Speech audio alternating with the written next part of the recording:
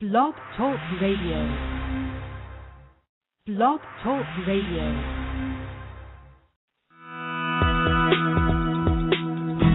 Welcome to Franchise Interviews. For over 6 years, Franchise Interviews has been giving an up-close, behind-the-scenes look at franchising and entrepreneurship. Listen to interviews with franchisers, franchisees, franchise authors, franchise experts, and attorneys.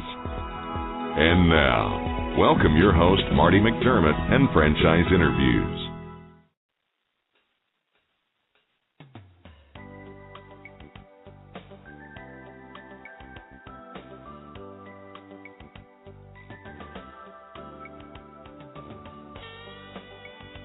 Hi, everyone, and welcome to a very special edition of Franchise Interviews, where for over 6 years now, we've been asking the entrepreneurs one-on-one. I'm your host, Marty McDermott, and I'm the president of Franchise Interviews, and we have a great show today. We're meeting with Cheree Warrick, author of Creating Business Plans That Actually Get Financed, will be our guest today. And during our interview, Cheree will reveal the following: shocking statistics about how much money is actually out there, 6 parts to an investable business plan, and some of the biggest mistakes entrepreneurs make when writing their business plan, and more. That's coming right up on Franchise Interviews. So stick around because we got a great show.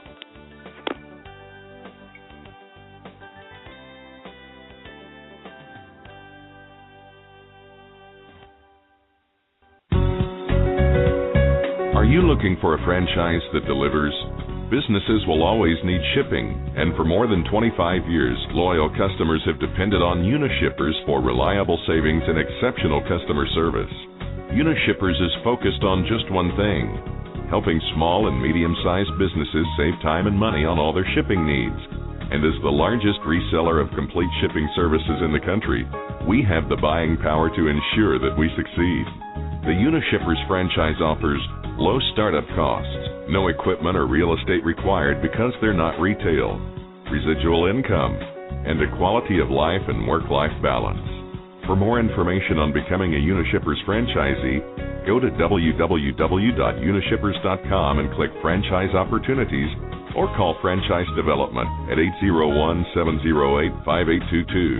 That's 801-708-5822.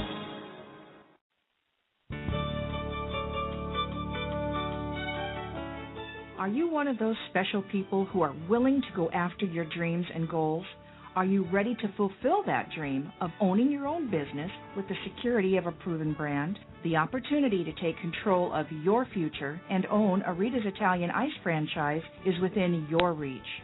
Rita's is seeking success-oriented individuals who are ready to make a change in their life, and Rita's offers unparalleled training and support to assure your success.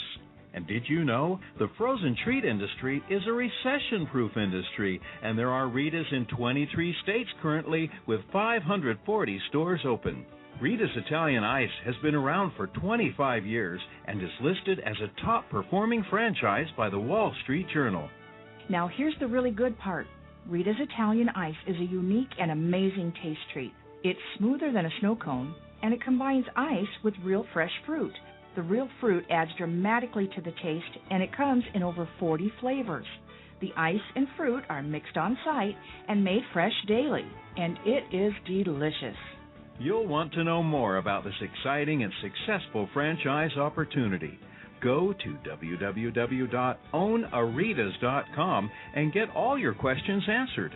That's www.ownaritas.com to take control of your dreams and future today. You don't want to wait any longer to be a part of this adventure. www.ownaritas.com.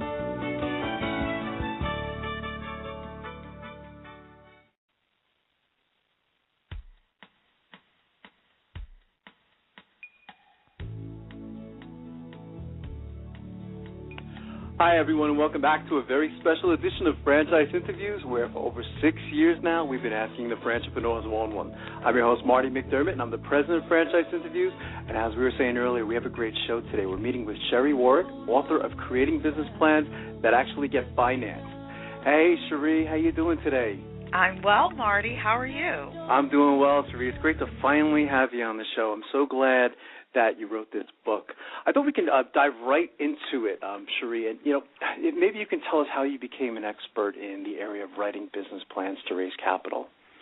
Sure. Well, the story is that I joined a family business in about 2007, and we did bookkeeping services, my mother and I, and we decided, or she decided, that she wanted to grow and expand the business, and she thought that she would want to get a business loan.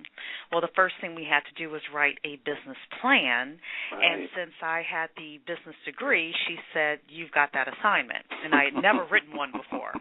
I'd written one, but not really for raising capital. So I started looking around for information in terms of how do you write a business plan that actually receives a yes. Yes. And the information was very limited in terms of how to do that. So I pulled together what I could.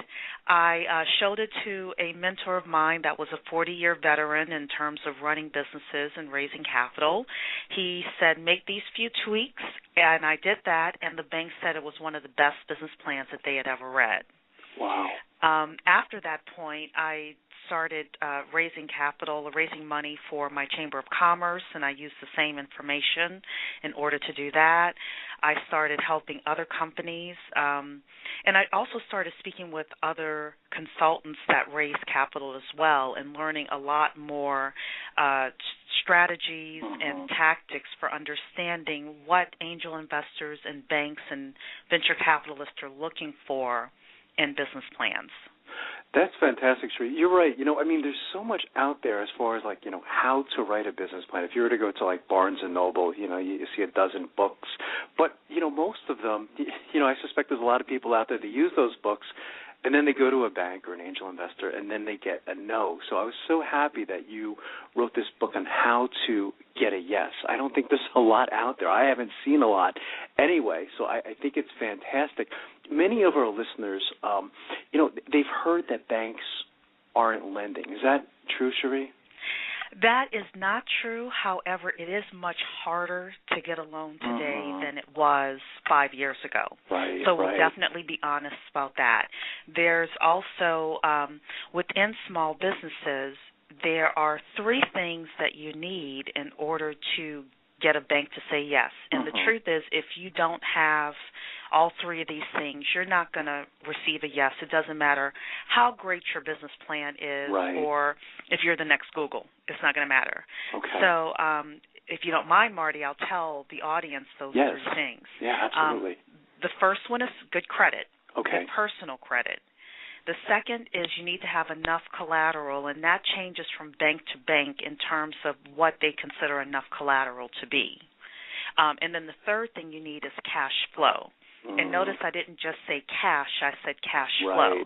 You have to show that your business is going to bring in enough revenues every month in order to not only pay payroll and rent, but to also pay for your own personal bills and to pay the bank back. Because if the bank considers that at the end of the month you have a choice between paying the bank back or buying diapers for the baby, which one are you going to choose? Sure. You're going to choose your family every time. Of course. So those are the things that they're really looking for in order to feel comfortable.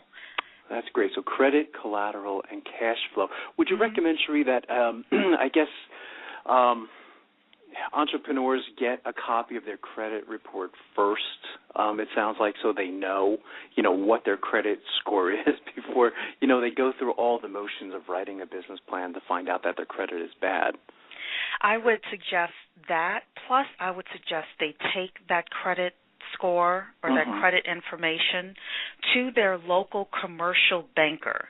Okay. Don't just go to the branch manager, but go to the person that actually sees what's getting funded and what's not getting funded. And show them your credit score and show them your assets and say, if I had this type of business, do you think your bank would, at least take a good hard look at it? Sure. Now, every bank has a portfolio of things that they invest in. So some of them like to be real estate heavy. Some of them like to be government contract heavy. So while I mentioned those three things, there are a lot of other factors that contribute as well. But sitting down with, like I said, that great commercial banker and laying it all out and being truthful and honest is one of the best ways that you can kind of figure out, okay, am I bankable, or am I going to have to go maybe the angel route or the crowdfunding route and raise money that way? That's interesting, and I want to talk about that as well.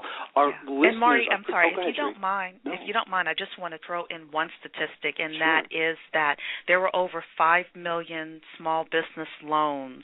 That means loans under $1 million in 2011, and they rose in 2012. The government doesn't have the statistics yet because we're just in March of 2013. But I wanted to let you know 5 million small businesses did receive capital, so from banks.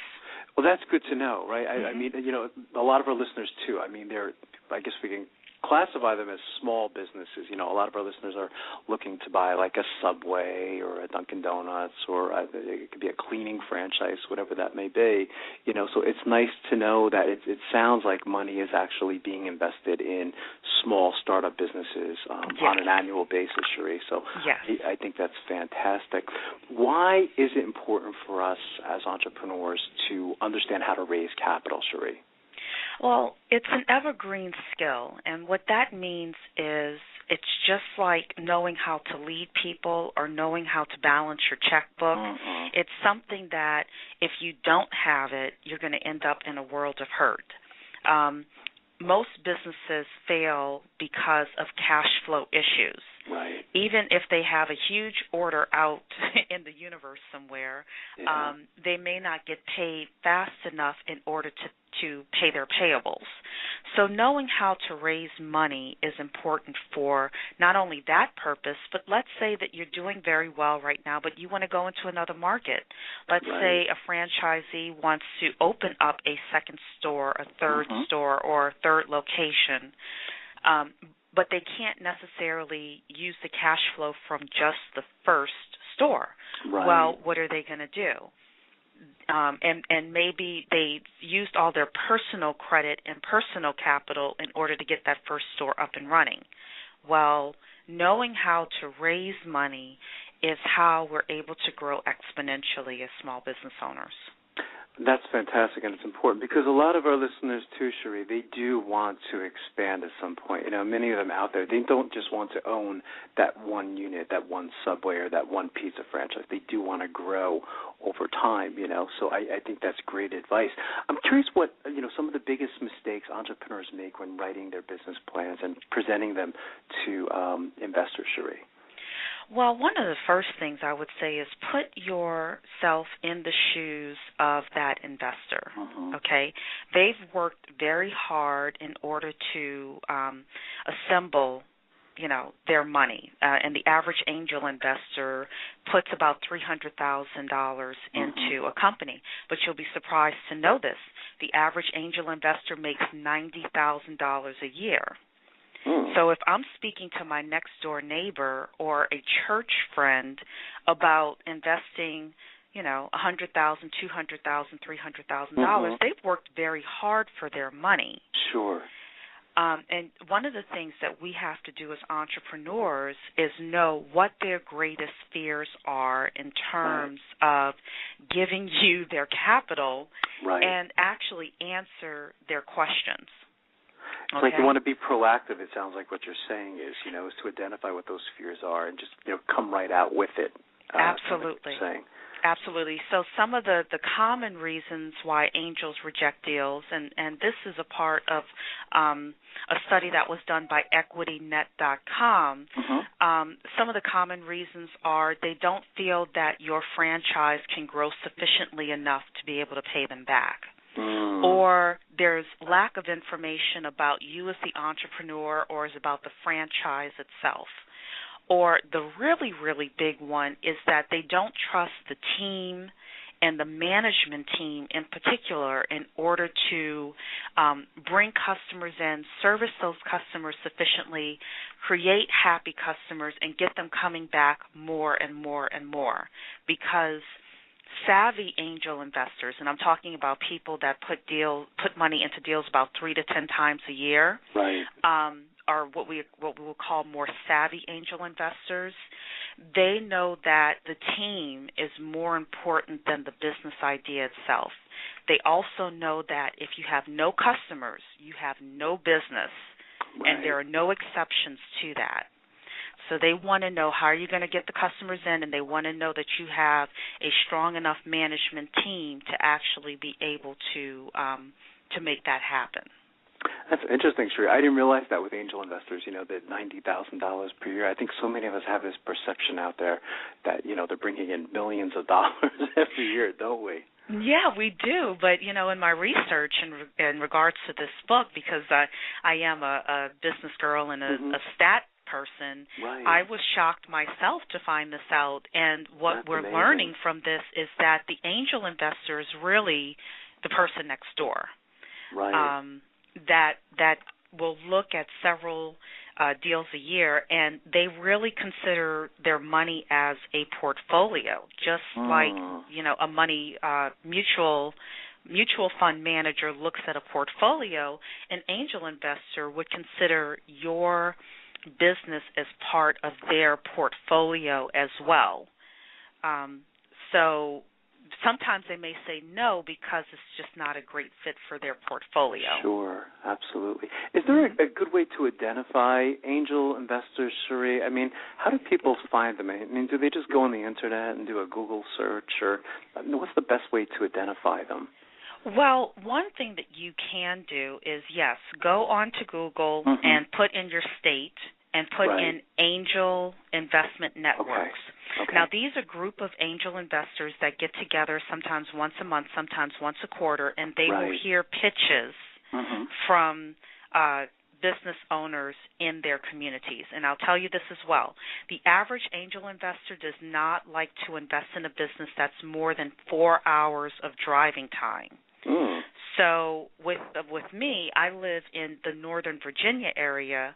4 hours of driving time gives me access to New Jersey, Maryland, West Virginia, states like that.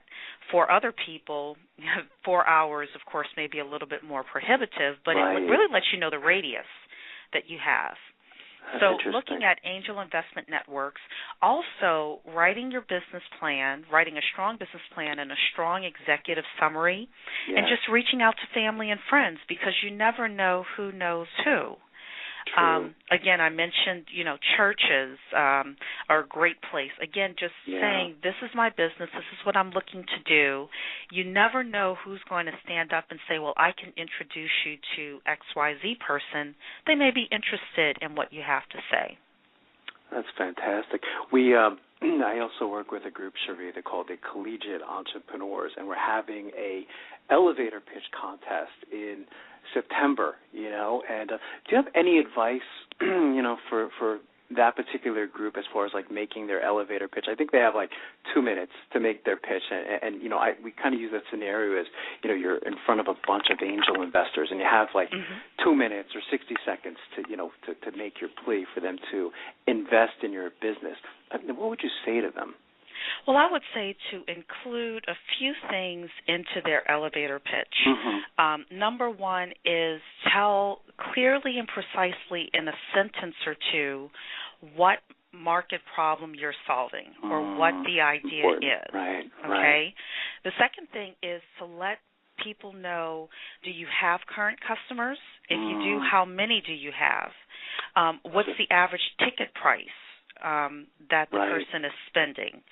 The third thing is, mentioning a little bit about your competitive advantage. The fourth thing is mentioning information about your financials, especially if you currently have a business up and running.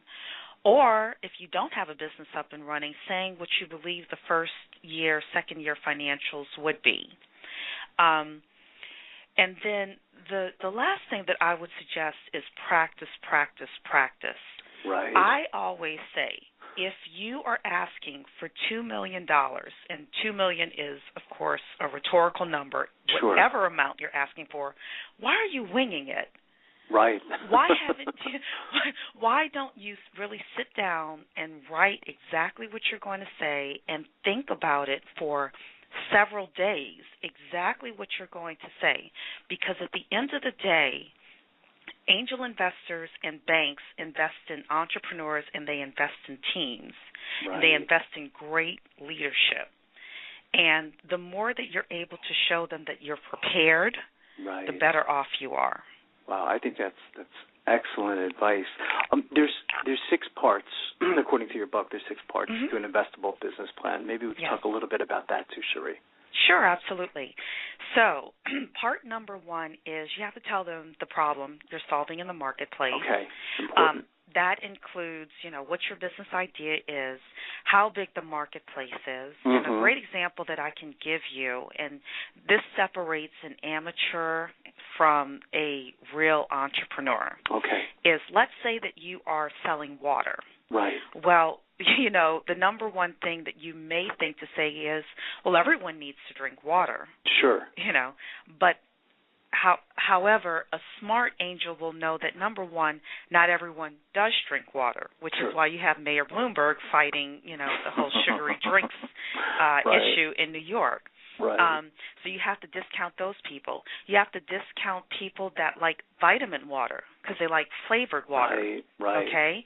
Then you're discounting people that only want Fiji water or a specific brand of water. True. So you're really dwindling it down to how many people could we truly say is in our marketplace. And that's what separates you from an amateur to just a really strong entrepreneur. That's important, direct and indirect competitors. And it will show also, you're right, Cheree, that you're knowledgeable of the market. So I think that's great advice. Absolutely. And it just shows that you don't think that everyone is your customer. Is your customer. Exactly. Sure, absolutely. Exactly. That's so important. That's great. Part 2 is you want to show your customer acquisition and retention plan. Okay? You want to show how you're going to attract, how you're going to convert prospects, how you're going to service your customers, because servicing customers is a huge part of marketing. That's how you get your referrals. That's how you get your raving fans, is in the servicing. Then you want to show how you're going to upsell your customers, and you're going to show how you're going to retain customers, because retention and getting them come back again and again and again, whether it's for pizza or Subway, not only coming back to the Subway franchise as a whole, but coming back to your store. Right. What are you going to do in order to make that happen? So that's part 2, is showing a very strong customer acquisition and retention plan. Then part 3 is showing your team.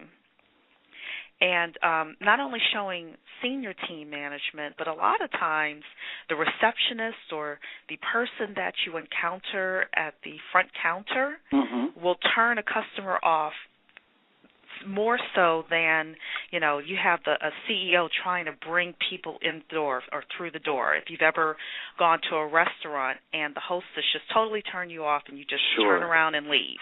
So it's very important to show how you're going to take care of hiring not only your senior managers, but also the people that are touching your customers and servicing your customers day to day. I think that's great, Cheree. Because we don't do that in business plans that often, do we? I mean, a lot of times it seems like the focus is always on senior management and who owns the company, not getting into the specifics. And I teach for Kaplan University, and I always say, the receptionist or the person who's greeting you is really the most important person in the company.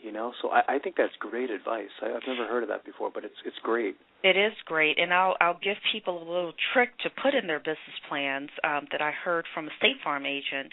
She actually goes to restaurants and to the mall and finds the greatest customer service young people that she can find. That's clever. And she brings them into the business that way. That's so clever, isn't it? It is very, very clever. A lot of times, I know young people get a bad rep here. So for all the young people, we love you. As as older professionals. Absolutely. But a lot of times you want to, for those entry-level positions, you want to hire for attitude and then train versus saying I'm looking for someone that already has 3 years of office experience. No, Absolutely. If you have somebody who's a great customer service relational person anyway, you can train them on how to file and how to use the software within your business and things like that. So great. So that was the team. The fourth thing is you want to really talk about your competitive advantage and acknowledge your competitors. What are they good at? What are you good at? And how you're going to basically target your niche and show your niche that you have the right solution for them. Part 5 is, of course, the financial projections. You want to show them the money because outside of the executive summary, the second thing that most angels and banks look at is actually your projected financials. And then the final thing is specifically if you're getting angel investment capital or venture capital, you want to tell them how you're going to pay them back. Because with most angels, let me take a step back here. If you have a business where you're not going to have cash flow to pay a bank back every month, right, you may decide to get angel investment capital. Okay. So what you would do is you would say, by the time we reach, X amount of revenues, then we will start paying you back every month. I see. Or within 3 years, we're going to have what's called a liquidity event in order to pay you back. And you want to show the angel investor that you have a minimum of 3 ways of getting their money back because they're taking a risk on you. You're reducing that fear, as you were talking about earlier, that they may have. How am I going to get my money back? And I think that's great. Absolutely. And you're putting yourself in the position of that angel investor who wants their capital back so that they are able to invest in other businesses. Wow, that's fantastic. So is it true that investors and banks will say no even if they think your product is a great idea, Cheree? And why would they do that? Okay, 1,000%. Mm-hmm. They actually do turn down great ideas.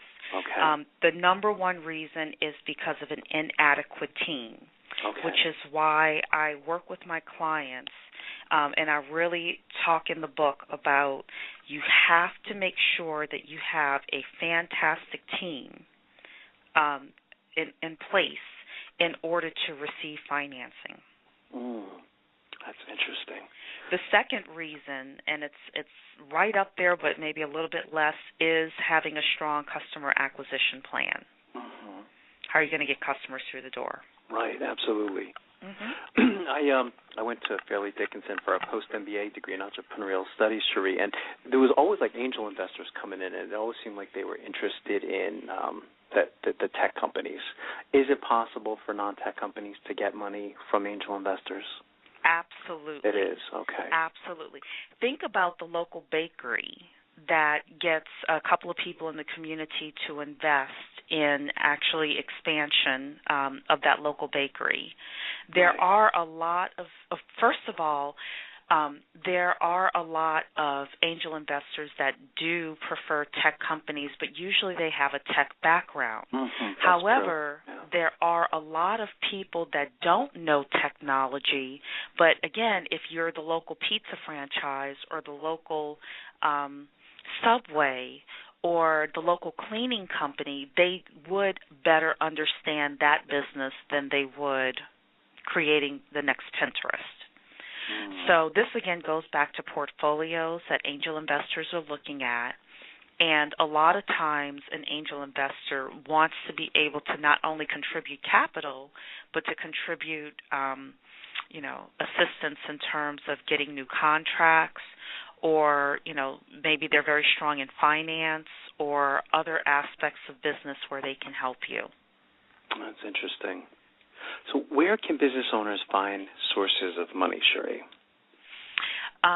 a couple of great places to go are, like I said, it's the millionaire next door. Mm-hmm. The person that you wouldn't necessarily know is the millionaire is True. the best place to go. There's also the ability, if you have a strong enough social network, to consider crowdfunding. Interesting. Okay, and let's take a step back. What is crowdfunding? Crowdfunding is, let's say that you want to raise $100,000 in order to get your business up and running. Well, let's say that the average crowdfunder, and I actually got this information from someone that runs a crowdfunding platform, says that the average person invests $50 each. Okay? So if you had 2,000 people invest $50 each, then all of a sudden you have your $100,000. Wow, that's interesting. I've seen a couple franchises actually getting into that now, Cheree. I was unfamiliar with it, and I think that's interesting. I think a lot of people don't know about crowdfunding, do they? It's something that has gotten a lot more attention with the Jobs Act that President Obama has passed. Yeah. But right now they haven't set up how you can actually exchange equity for the money. But, if you're opening up the local pizza shop, offer somebody, X amount of pizzas when you open, or ability to have a pizza party in your establishment or something like that. People love receiving those types of gifts, and they also love knowing that they are affecting their community. Absolutely. Providing jobs within their community. Now, another option that you may want to consider for brick-and-mortar businesses that are local, I just heard about this on Your Business on MSNBC. It's a company called Bolster, and that's spelled BOLSTR. Okay. And they have something like a crowdfunding platform, but it's specifically meant for brick-and-mortar retail businesses, and they have it set up where if you invest in a specific business, you're able to share in the revenues of that business. Wow. So you may want to check that out as well. That's interesting. So how are entrepreneurs and readers responding to your book, Cheree? I've gotten actually rave reviews from entrepreneurs. I actually had one entrepreneur say that he put this book on his short list along with The E-Myth by Michael Gerber. Wow, that's pretty powerful. Very powerful. I wrote this book as something that could be read by the poolside or the fireside. It's a very easy read. It will only take you a couple of hours to get through. But even more than entrepreneurs, I wanted to put this book in the hands of angel investors and banks and say, what do you think? And I'm getting great responses. Every angel investor, every banker that I've presented this to has said, you're right on target. This is, no BS. We're giving them the information that they need. And I've actually had a couple of angel investors order multiple books from me and start giving them out to people that come and ask them for funding. So, so if you are actually looking for a book that has been blessed by people that have the money, then this is it. That's fantastic. And we're going to be recommending the book on this show as well. I'm going to be recommending it to all the collegiate entrepreneurs that I work with, and I think it's a very important book. How can we learn more about, how do we get a copy of your book, Cheree? Where do we get it? Okay, well, you come to my website, which is called businessplansthatgetfinanced.com. Okay. That's businessplansthatgetfinanced.com. Or if you want to reach out to me personally, let's say that you just have a couple of quick questions about how this information can impact your business specifically, I'll give you my phone number. It's 703-489-4589. That's fantastic. I want to thank you again, Cheree, for coming on the show. It's nice to finally have you on the show, and I'd really like to invite you back next year, as you continue to sell the book, and I have a feeling you'll be writing some more books in the future as well. I hope so. Thank you so much, Marty. It's been my pleasure. Thank you, Cheree. We'll be right back with more franchise.